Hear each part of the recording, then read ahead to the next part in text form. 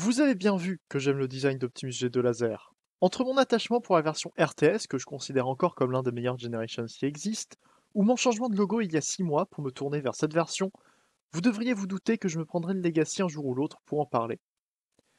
Hey, c'est tous les leaders, aujourd'hui on se retrouve pour la review de Laser Optimus Prime, le premier leader class de Legacy. Legacy s'amuse à reprendre quelques autres facettes de la franchise que les premières saisons de la G1 et son film, ce qu'on avait déjà vu avec Iguanus et qui a aussi souvent été évoqué avec Arcee et Bulkhead. Et surtout, on a droit à une nouvelle version du design G2 d'Optimus Prime, version laser. Je précise que c'est la version laser parce que même si je suis le seul à l'adorer, il existe une deuxième version d'Optimus G2, plus petite, la version Hero. Et il y a aussi la réédition G1 avec un backpack bruyant et la version Gobot, mais tout le monde les a oubliés. Il était appelé laser parce qu'il venait avec son lot de lumière, ses phares s'allumaient et son épée aussi, grâce à une LED dans son poing. Le principe sera d'ailleurs réutilisé sur Grimlock Masterpiece et Dark Vador Crossover en étoile noire, et peut-être d'autres que je ne connais pas. Cette review fait d'ailleurs suite à mon retour sur la version RTS de Laser Optimus, donc je vous conseille d'aller la voir. Optimus viendra première boîte de leader class fermée des Generations, ce qui sera la norme maintenant pour avoir des emballages en carton et sans plastique. Si c'est pour avoir des dessins aussi beaux et dynamiques que ça, je suis totalement pour. Le mode alternatif d'Optimus est un camion citerne au nez long que je trouve très beau et assez imposant. Tout comme la version Earthrise d'Optimus G1, ils ont décidé de prendre la classe leader pour donner Optimus dans une échelle normale et une remorque en plus, ce qui reste, bien sûr, un leader class. J'aimerais ne plus avoir à le dire, mais certains ne savent toujours pas qu'une classe est un prix de vente et donc de production. C'est désolant, mais après tout, c'est pas avec les 200 vues maximum que je fais sur mes vidéos que je vais changer la façon de penser des anglophones les plus connus. Mais passons. Optimus a des proportions bizarres dans ce mode. Je trouve le camion un peu trop long, alors que toutes les pièces me semblent à leur place individuellement. Et je trouve le nez un peu trop fin en plus des vitres un peu trop hautes, mais ce sont des critiques qui me viennent lorsque je me penche dessus. En main, je le trouve quand même très très beau. Niveau couleur, il est beaucoup plus proche de l'original que le RTS. Il perd le bleu de la cabine et le orange transparent pour du plastique noir sur le toit et des vitres bleutées. Par contre, il n'a pas repris le dégradé de rouge et de noir de l'original, en prenant plutôt les flammes qu'on avait eues sur le RTS en référence aux Beavers. Et heureusement, je n'ai rien contre. Vous noterez en même temps les différents détails peints un peu partout, ce qui est toujours apprécié. Concernant la remorque, c'est un mold totalement nouveau, puisque c'est la première remorque citerne qu'on a depuis bien longtemps. Depuis Megatron Commander Class Dark of the Moon, je dirais, sans chercher plus loin que mes souvenirs immédiats. Elle est couverte de détails, ce que je trouve très beau. Bien sûr, on n'a pas l'énorme autocollant Optimus Prime Octane de l'original, avec Optimus qui brûle allègrement une forêt. Je suppose que ce n'est pas très raccord avec les démarches écologiques actuelles pour présenter le chef des Autobots. Le support de cette remorque est constitué d'un seul pied qu'on sort en tirant le peg 5 mm qui l'attache à l'arrière du camion. C'est pas mal, mais je suppose que la multiplicité des utilités du pied vient du fait que la remorque est plus complexe que celle de la version Earthrise, dont les pieds ne servaient qu'à cette fonction, mais qui n'avait pas beaucoup plus d'utilité dans son ensemble. Le fait que la remorque soit constituée de plus de pièces et qu'elle soit plus épaisse donne une sensation de qualité que la version Earthrise n'avait pas sur cet accessoire, ce qui est très agréable en main, même si elle n'est pas non plus très lourde. Après tout, ça reste majoritairement une boîte vide avec quelques articulations. Une fois les deux parties attachées, l'ensemble prend une bonne longueur. De l'arrière de la remorque à la vitre, on a à peu près la longueur de la version Earthrise d'Optimus, et il y a le capot qui rajoute un peu. Optimus fait presque trop long par rapport à la remorque, mais ça reste raisonnable. Je trouve que ça passe mieux que sur le Earthrise. Et à côté du RTS, il est bien sûr plus grand.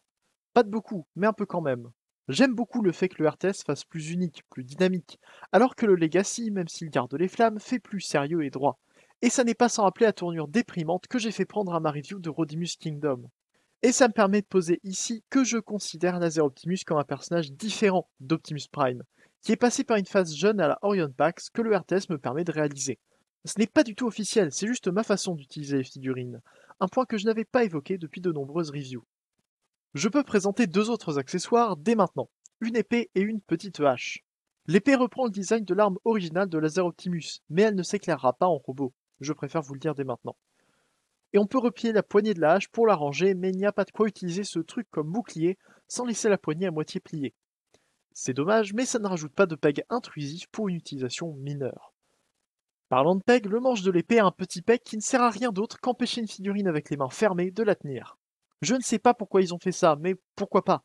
J'aime l'idée qu'une arme puisse n'être tenue que par celui à qui elle appartient, comme avec l'épée de Primus fournie avec Rodimus Kingdom.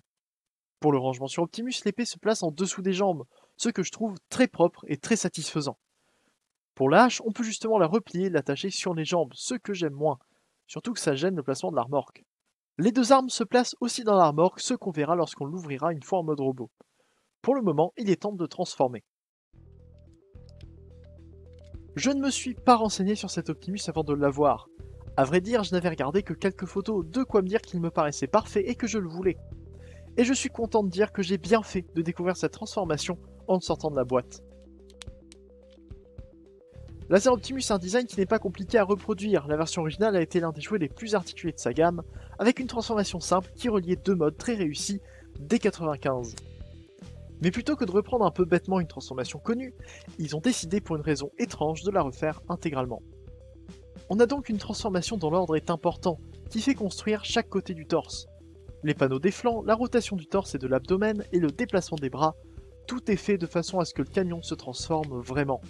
On peut normalement réduire ce design à une transformation en 5 étapes, mais ils ont ajouté un tout nouvel intérêt à la figurine.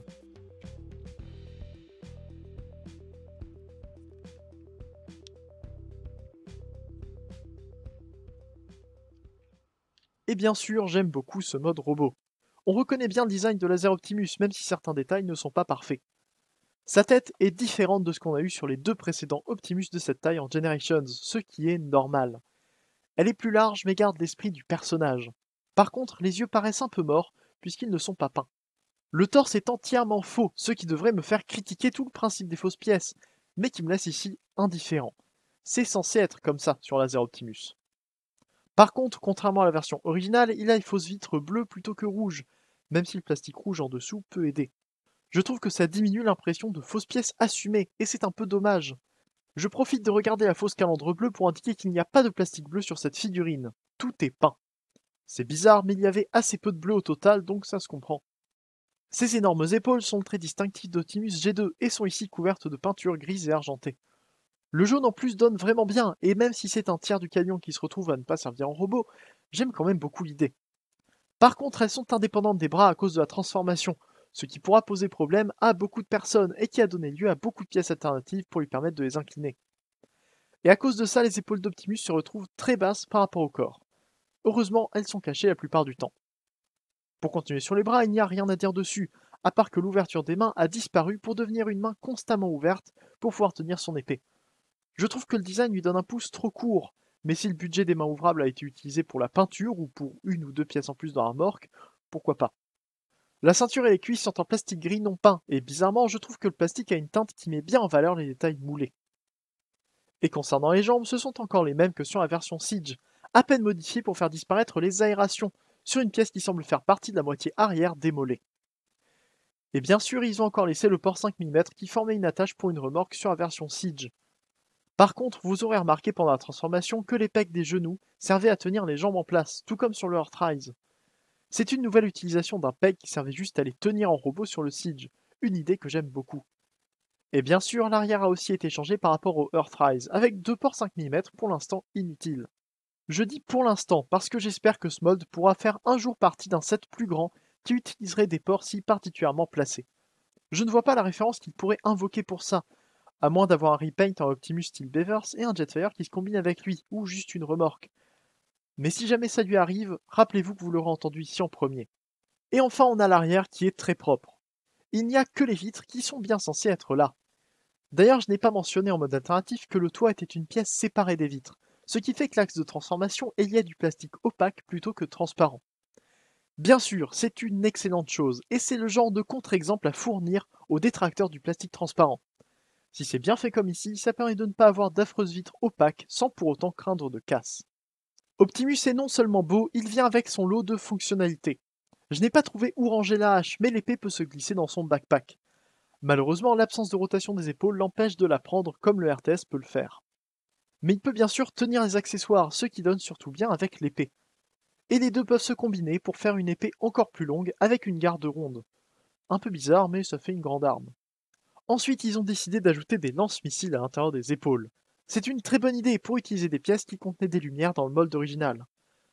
Malheureusement, puisque les packs d'effets de tir ont disparu, on ne peut pas utiliser par exemple l'effet de Starscream Sivers Deluxe, qui aurait permis d'avoir une nuée de missiles qui sort des épaules. Et enfin, dans une référence à la réédition de 2006 de Laser Optimus G2, ils ont donné à cet Optimus une matrice. Elle n'était que suggérée en autocollant sur la réédition, mais ici, c'en est une vraie. Elle est faite sur un tout nouveau mold, moins large et plus plat que la matrice d'Optimus Earthrise. J'aime beaucoup l'idée, mais je préfère presque voir Optimus sans sa matrice, ce qui me fait d'autant plus aimer la fermeture arrière des vitres du Earthrise pour qu'on ne voit pas l'accessoire. Mais le simple fait d'avoir un torse qui s'ouvre alors qu'il doit déjà se balader pendant la transformation, j'adore ça. Et les mains ouvertes permettent de tenir la matrice, ce qui est là aussi une bonne chose, s'il ne pouvait pas lui donner des mains articulées.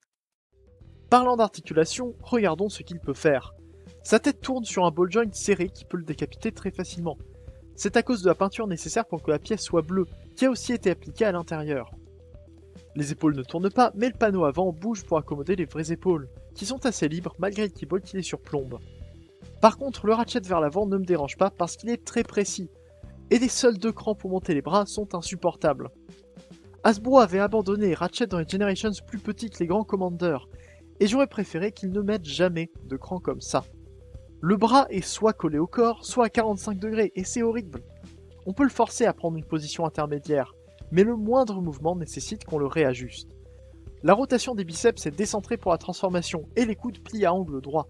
Enfin, les mains sur son ball joint pour la transformation, limitée ici à une rotation. Le bassin et les hanches sont aussi libres que d'habitude puisque c'est les mêmes que le Earthrise, mais n'essayez pas de monter la jambe et tourner le bassin en même temps, il n'y a pas assez de place pour le faire. C'est un cas de bonnes articulations en solo, mais mauvaises amplitudes lorsqu'elles sont conjuguées, et ça m'énerve tout autant que l'écran des épaules. Pour le reste, les genoux sont moins bons que ceux du Earthrise et les pieds sont identiques, donc plutôt pas mal. Je donne l'impression de détester ces articulations, mais on peut quand même faire pas mal de choses avec. C'est juste qu'il y a quelques points qui ne sont pas aussi réussis que la plupart des autres figurines, et c'est ça qui le rend rageant. Pour une comparaison de figurines articulées, il est moins bon que la version Earthrise, mais ce n'est pas le même design. Par contre, il me semble moins libre que la version RTS, même si ses proportions sont meilleures et plus faciles à mettre en pause. Il est maintenant temps de passer à la remorque. L'ouverture est plus complexe que celle du Earthrise, avec plusieurs pièces à bouger pour construire une vraie base d'attaque plutôt qu'un plateau avec un drone. Dans l'idée, c'est plus proche de la remorque de Rodimus Kingdom, avec moins de complexité et moins de couleurs. Lorsque je l'ai transformé les premières fois, je n'avais pas vu que la partie centrale se repliait pour faire un canon. J'étais resté sur une manipulation aussi simple que pour la remorque précédente, avec l'ouverture de 2 panneaux et une petite rampe.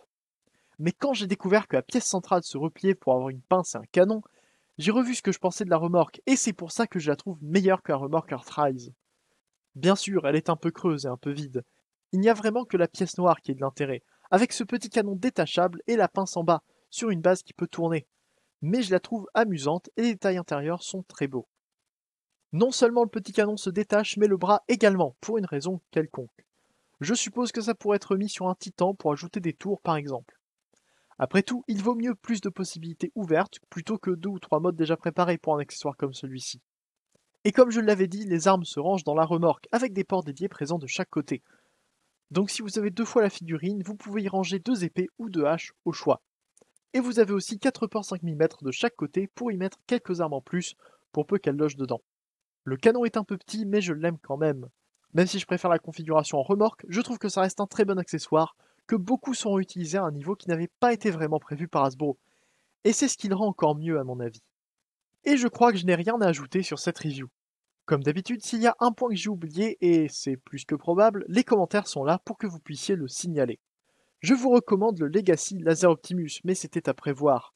J'aime trop le design pour ne pas vous le conseiller de l'acheter, sauf si la figurine avait eu un défaut majeur qu'elle n'a pas. En attendant, c'est tout pour moi. Merci à vous d'avoir regardé jusque-là, abonnez-vous si ça vous a plu, et si vous souhaitez voir plus de reviews.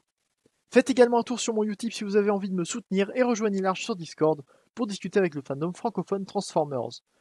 On se retrouve bientôt pour une prochaine vidéo, c'était Leader, fin de jour, et salut.